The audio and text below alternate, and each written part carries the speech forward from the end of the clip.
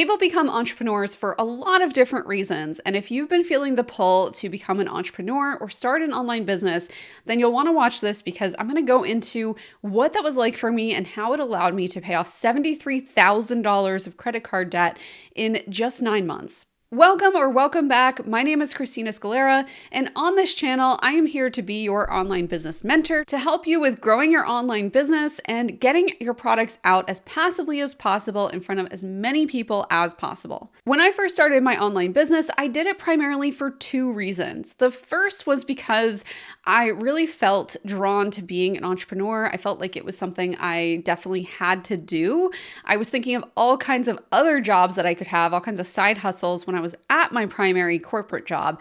And I knew that the corporate job was not going to last forever, given that I kept having all these detours in my head of where else I could go. And the second reason is the reason a lot of people become entrepreneurs is they need money. And there's no better path to financial freedom, I really believe this, than working for yourself, because you are completely in control of your own destiny, especially after you learn the skills that it takes to market and sell your products or offers online. Like many online entrepreneurs, my very early days in business looked a lot different than they do now, but I wouldn't trade these for the world. In fact, I read one of the books that Chip and Joanna Gaines wrote. I think it was Joanna and the first book she wrote or something. And she was talking about how those early days of her first ever shop that ended up shuttering, and she moved on to obviously bigger and better things. But she was talking about how those early days of her shop were so special. And I couldn't agree more because, well, I was in the early throes of entrepreneurship and I just wanted things to work. I just was I just wish someone would tell me where to spend my time to get the maximum impact out of the activities I'm doing today. I just wish I had a boss who would tell me what to work on, to know where the needle would move in my business. Those are all the things that were going through my head at the time. But I didn't realize how special that learning opportunity and that growth was for me at the time. So when I was starting my business, obviously I was very much in debt. I was to the point where I was in some kind of precarious financial situations. I had to evacuate my apartment. I didn't get kicked out or anything, but I just couldn't afford it anymore. So I had to get rid of it and, just eat the security deposit and move out. And I'm sure the person that owned the condo was really upset with me, but whatever. So I moved out and moved in with my now ex-boyfriend, and I was able to then save some money on rent and, paid for groceries, paid for a lot of stuff there. But in the long run, it ended up being one of the things that helped me to start my own business because I just kept going into more and more debt every single month to try to start this business. And deep down, there was a part of me that was I know this is going to work out. I know this is the path that's meant for me. But there were a lot of days where that just did not look like it was going to happen. So what did I do exactly to get out of $73,000 of debt other than just say, well, I started a business and then 9 months later it happened, because that's not helpful. The first thing that I did was I tried really hard to find some problems that I could solve for people. And I thought the first problem that I thought of was private yoga. I could offer private yoga to people in their homes. There's a lot of wealthy people. I was living in Atlanta at the time. I was this is perfect. I'll show up in their homes. I have these connections through, going to graduate school. I'll just start with those people. And surprisingly, I found out that people are a lot more either cheap or they don't value their health as much as I thought they would. And so I ended up getting 2 clients, but both of them were very low cost or free, just for the experience and, hoping they would give me some referrals. It didn't really work out. So I had to keep looking for another solution in order to support myself. I could go back to corporate. I could go back to a law firm and get a legal job there, but I really didn't want to do that. In one desperate attempt, I've never told this story publicly just because I don't know, I haven't felt like it's really relevant, but I think it's a story about how you can do anything if you set your mind to it. So one of the things that I did early on in this journey, as the private yoga was tanking, not working out at all, my blog was not taking off, I wasn't getting more than 100 page views a whole month, I ran to it was the equine law section of my state bar, which of course, the Georgia bar has that. But I ran to that section and I found attorneys and I emailed all of them. It wasn't that many. I think it was maybe like 50. And I was like, hey, I recently graduated. I'm looking for a job. Like, I am willing to take on whatever. And one guy responded back to me and I ended up going to his office and like, that day he hired me and I started work like that day. He gave me keys to the office. He told me show up at this time. And I just remember driving to the office the next morning and thinking, I can't do this. Like, this is not what I'm meant to do. This is not where I'm meant to go. And he was really excited because he's like, oh, here's this like young new attorney to take over for me when I, retire in a year or two. And I literally didn't even go back to his office. I never saw him again. I mailed his keys back to him. I said, thank you so much for considering me, but I just can't do this. And that was the day that I decided to double down on something that had never worked before, which was my entrepreneurial career. So I got really serious about looking for those kinds of problems that I could resolve that would result in a lot of money. And I was not successful at first. I looked for things that I could sell on Etsy, and I handmade some signs, some digital signs that people could print and display in like employee bathrooms that said employees must wash hands. I created nursery signs for $3 that said I love you very much, that had a cute little bear with like a balloon. And this was just not going to float it. Like, this was not happening. So of course I went further into debt trying to figure out what else to do. And one of the other things I tried was to become a fashion blogger. I don't consider myself a very fashionable person, but like, I had worn cute shoes once and been asked where they were from. So I thought, oh, well, maybe I could learn. Like, at least I had the guts to try these things, even though I wasn't very good at them. So that did not work out. But what that did give me was a portfolio of images I could use for a blog.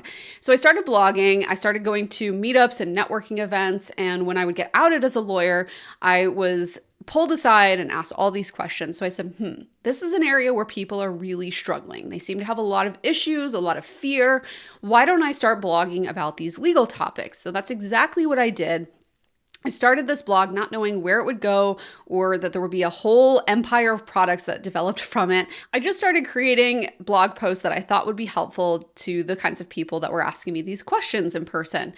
And they were. Not only did my blog go from 100 or less page views a month to at least 100 or hundreds of page views every blog that came out, I also started getting requests for people to work with me and for other things. Those other things turned into the legal templates that I started selling at the contract shop. And over the following years, I made that really, really passive to the point where the last 3-ish years of that business, I was completely hands-off, just kind of checking in with the Slack channel, making sure things were running as, status quo, and looking at other opportunities in my career. So what that actually looked like to pay off that $73,000 of debt was to go as far into debt as I possibly could as I started my companies, having no plan, no idea, no way to pay this money off. Like, I had no idea what I was going to do if this didn't work out. I just knew that I was not going to go to jail if I didn't pay my credit card bill. Like, I just knew that at the very least, like, no one's sending me to jail.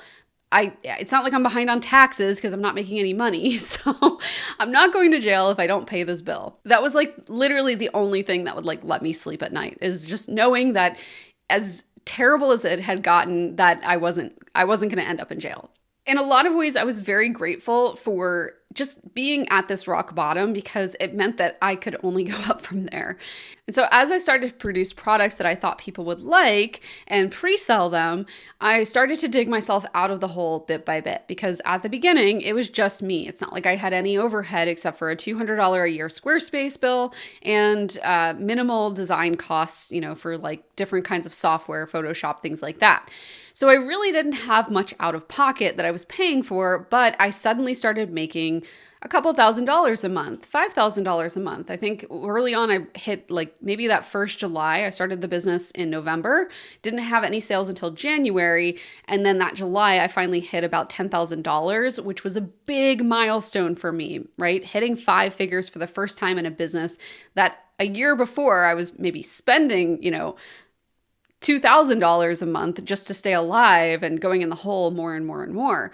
So this was a really big turning point for me. And it made me realize that the more I invested in my business, the more I would get out of it. So I actually poured all the money that I was making into scaling. And so I still was not like, I was paying the minimums, whatever, on my credit cards, but I wasn't actually paying those off. It wasn't until that first Black Friday sale where I made about $43,000 that I started paying things off, because I finally felt like I had enough of a cash cushion to get out of the debt that I was under. So it took me about 9 months to pay off that debt, but that wasn't the end of it, because anyone who struggled with being in debt knows that you kind of have this like set minimum or like set acceptance of what kind of debt you're okay with. And so for a little bit, I was constantly going into debt and then coming out of it with a big sale, a big launch, and then going back into debt to pay for the next launch. And then the launch would take me out of it.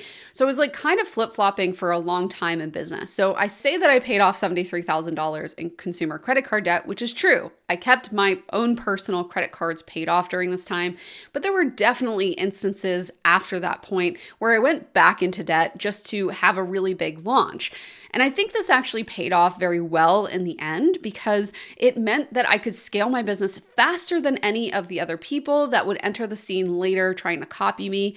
And it meant that I was that much further ahead and that much further in the hearts and minds of the people that were buying from me. And doing this, it allowed me to create an asset that I could then sell as a whole last year and not only get out of debt, but also save over $200,000 in retirement and buy a second property in Colorado that now cash flows because it actually has 2 homes on it. And I live in the back sometimes when I want to go skiing. And I have someone who lives on the other house on the property who pays for 75% of the mortgage. So if you are trying to get out of debt and you are trying to build a business in order to do that, here are 5 of the things that I would do to make sure that you are doing this well. The first thing is I would get really honest about what you need to outsource or what you don't need to outsource. So for example, I started outsourcing graphic design because that was literally taking up 40 hours of my week every week. Now, if you work a corporate job, you know that's a full-time job. So I wasn't that excited to basically work a full-time job and then work another full-time job on top of it. And my designs weren't that great. So on top of working all of these hours to create the designs for my business, I also was ending up with a less than professional looking product, which was hurting my sales in the long run. So I invested in that and I'm really glad I did that. But there were a lot of other contractors I hired just because I was like, I'm burnt out. I don't want to do this work. And in hindsight, that was a little bit of a mistake because I could have totally done that work, saved the money, saved thousands of dollars. I've had a lot of people approach me over the years about their different services and how they can help me. And honestly, now if someone's seeking me out trying to solicit business from me, I'm just kind of like, you probably don't have enough business. Like, I'm not going to hire you. And also, I didn't need someone for this role. So I'm really, really honest with myself about what kind of contractors I hire. If it's like a convenience hire that's just going to free up more of my time and space, I have to be very honest with myself if that's something that is a luxury where it's kind of unaffordable at that moment based on cash flow, or if that's actually going to help move the needle and help free up my time for something that's more lucrative, like planning another launch. The second thing I wish more people would do to get out of this kind of debt with their business is to sell something over and over and over again. At the beginning of my career, I kept trying to create new offers, new products, new courses, and it was such a mistake. It probably knocked me back like 2 full years and all the time I spent on these side quests. And what I should have been focused on is my main enchilada, my templates that were selling already. They were selling really well. So why was I so focused on coming up with other things that I didn't know whether they'd sell well or not? A third thing I did that was really helpful, that helped to give me a big boost in cash sales, was to capitalize on market conditions when they were right. So it's not necessarily about climbing to the top of the mountain. It's more about riding the waves as they come in.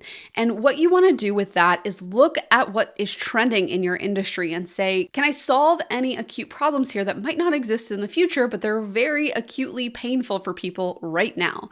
So one of the instances where this happened, and it ended up being my highest cash month in that business ever, was $143,000 cash month when I capitalized on the fact that the GDPR was coming out at the end of the month and people had a a lot of fear and questions around that. So I had a couple products that were helpful to support them, to learn more about the GDPR, and then I actually created a whole workshop series to really quell their fears and make sure they understood what the GDPR was all about and why they shouldn't be afraid of it, the things that they could do to kind of like mitigate or like lessen how hard it would be for them to put these things into place and just be safe. So you don't need to know all of like what that all was or whatever, but you do need to know that if I had sold the product about the GDPR after it came out, I wouldn't have gotten many sales because it was too late. Like people were looking for this before it went into place. So the month before it went into place, that's when I had the $143,000. It was actually a $143,000 weekend. And as soon as the GDPR came out and like the world didn't immediately implode, like very Y2K vibes there, but like as soon as the world didn't immediately implode, my sales tanked. Nobody wanted the product anymore. They were all like, oh, okay, like you told us this was overhyped and we didn't need to be super crazy about it, but we did. And we're glad we have your product, but like now we don't, need to buy it anymore. If you can take advantage of market conditions like that, then you will be far more successful than just trying to make sure that you are plodding along and staying the course if you see a really unique opportunity like that. So I know that's kind of like do one thing and then do exactly the opposite. But what I'm saying is like sell the products that are selling well for you. Like don't stray from them. Try to sell them as well as you can. Make it a game for yourself. See how many more you can sell each month than the month before. But on the other hand, if a unique opportunity like that arises where you can really take advantage of some kind of market condition, right? Like when ChatGPT came out, there were probably a lot of copywriters that could capitalize on that. When Canva came out, there were a lot of graphic designers that could capitalize on that. So look at what is unique in your marketplace. And if there's something pressing where there's like that deadline approaching, like something has to be done before a certain amount of time, or a tool has just come out and people are really looking for further guidance on it, that's your opportunity to ride the wave and know that at some point the wave crashes up on the shore and it's gone. But the cash in your bank account is still green no matter what, so ride that wave. Okay, number 4 is really important, and it's something I see a lot of people missing. They do not pay themselves, and I was one of these people. Part of it is I didn't know how to pay myself, which is really simple. You just transfer money out of your business checking account into your personal. Maybe write a little note, why you were paying yourself. It's your salary, it's a bonus, whatever. Or you can just write yourself a check if you still have checks. So you can write that into your personal account from your business checking account. Really, really, really simple. I didn't know how to do that. Obviously, I had to figure that out pretty quickly as my expenses kept coming and I wasn't paying myself. But I also had to actually physically pay myself on a regular schedule. And during the first few years of my business, I super regret not automating that transfer. If I had automated that and put a portion of that transfer into savings, I would be far more ahead with my retirement funds than I already am. And I do feel like I've caught up through selling my business. So there is always more opportunity available for you to do something like that or catch up or, maybe have a huge launch and you go back and fund what you couldn't in the past, but you can't rely on that. And that's something I learned the hard way because I really wish that I had been making these automatic deposits into a savings or some kind of checking account rather than just kind of like skimming off the top of my business profits when I felt like I needed more money. First of all, paying yourself only when you feel like you can is not a good strategy to be a CEO, and it's also not a good strategy to be a human who's alive. So in the beginning of your business, when you're not sure what you should be paying yourself, just try to hit a number, whether it's $20 a week or $100 a week, whatever works for you. This is going to be different for each and every individual. But what I want you to try to do is pay yourself a certain amount of money each week. And if you can, allot a certain percentage of that into some kind of savings like a Roth IRA or a traditional IRA, something like that. Obviously, you should pick the savings vehicle that works best for you. I'm not giving financial advice, but for me, it was a Roth IRA. Had I started paying myself a regular salary and contributing to my retirement savings a little bit earlier, I would have had a lot more financial stability and I would have been able to pay off that debt probably even faster than just like waiting for that big payday that eventually would come. But, sometimes it just doesn't come for a long time and you don't want to be stuck there waiting, being anxious about paying your bills because you're just like waiting for that payday, that big launch to happen. Okay, so fifth and finally, if you do want to pay off some kind of big amount of money from your entrepreneurial pursuits, your own small business, then you need to also make sure that you are taking care of yourself in the process. And this was something that led to a lot of burnout in my life. In fact, I lost out on a ton of money. I've left a ton of money on the table because during 2020 and 2021, I mean, years when the economy was just like roaring, I didn't work. Like I barely worked in my business, in my shop, and I was struggling to bring back that like pizzazz and that enthusiasm I had. I just could not bring myself to work. And it was honestly a result of many, many years of pushing myself to the brink of burnout. So I would definitely take care of yourself. When it gets to be, 6, 7 o'clock at night and your dog's giving you a little nudge on the elbow, don't ignore that. Go for a walk. When it's lunchtime and you think you only have 10 minutes to microwave a meal, maybe take a different route and warm something up in the oven, or like prepare a really healthy meal for yourself for the next day that you can easily and quickly eat. Like just take those little tiny things in your life and make them 1% better to improve your health, to improve your lack of burnout, and making sure that it stays that way. So if you are looking to get out of debt, it sounds counterintuitive, but I would actually like to see people work a little bit less. And I think this will actually work out for you because your work is going to expand to the container that you allow it to have. So if you are only allowing yourself to work 40 hours a week, you're going to make sure that you get all that work done in 40 hours a week.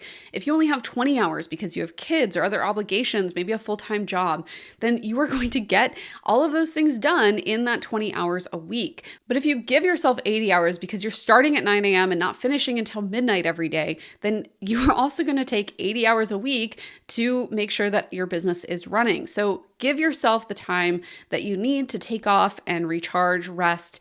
I like to at least make sure that I'm taking 2 full days off every single week, giving myself a weekend off or maybe a Sunday and a Monday.